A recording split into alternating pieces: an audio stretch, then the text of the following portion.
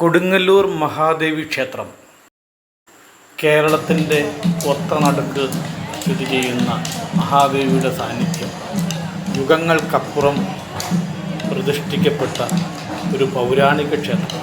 രുചിത് സംവിധാനത്തിൽ 13 ക്ഷേത്രങ്ങളാണ് കേരളത്തിലുള്ളത്.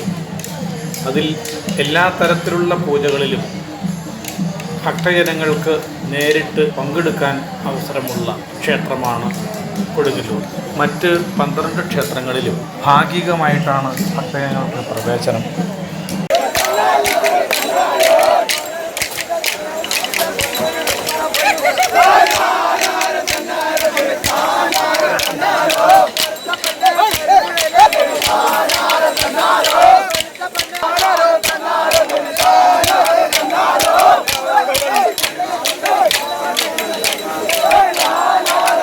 കുറച്ച് ആളുകളുടെ വിഷമം ഇവിടെ തെറിപ്പാട്ട് പാടുന്നു എന്നുള്ളതാണ്.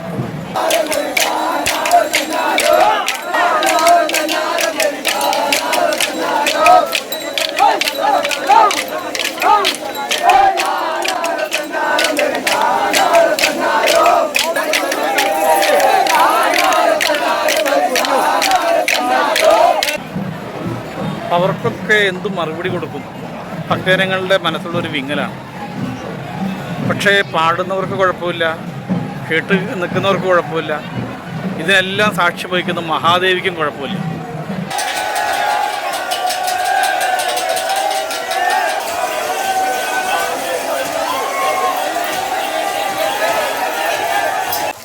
ഇത് ഭക്തൻ്റെയും ദേവിയുടെയും മാത്രം കാര്യമാണ്. അവർക്കിടയിൽ മൂന്നാമതൊരാൾ അങ്ങനെ ഒന്നിൻ്റെ ആവശ്യം ഇല്ല.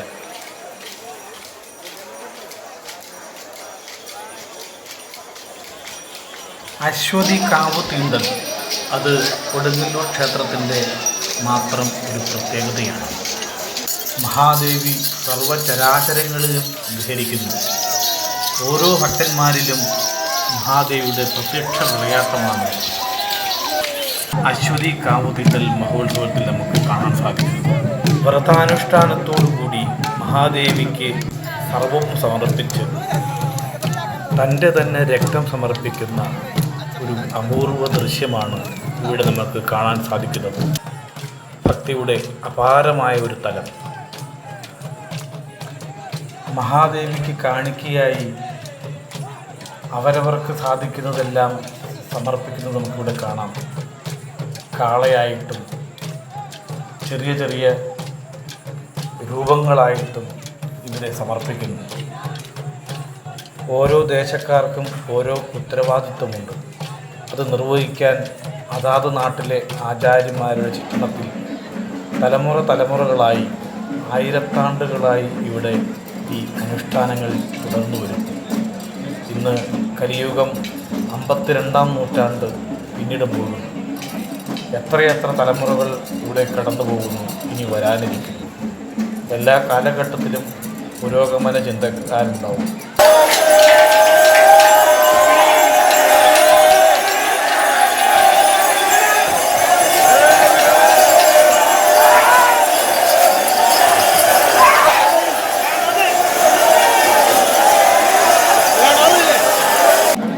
പുരോഗമനം എന്നുള്ളത് മഹാദേവിയിലേക്കുള്ള പ്രയാണമാണ്. അല്ലാതെ ഇതിനെയെല്ലാം അപഹസിക്കുന്നതിലല്ല. അങ്ങനെ പോകുന്നവരെ പിടിച്ചു നിർത്താനോ തിരുത്താനോ നമ്മളാരും ഉത്തരവാദികളുമല്ല. മഹാദേവിയുടെ സന്നിധിയിൽ ഒരു വട്ടമെങ്കിലും കൈകൂപ്പാൻ നമുക്കെല്ലാം സാധിക്കട്ടെ. അമ്മേ ശരണം, കൊടുങ്ങല്ലൂർ ഭഗവതി ശരണം.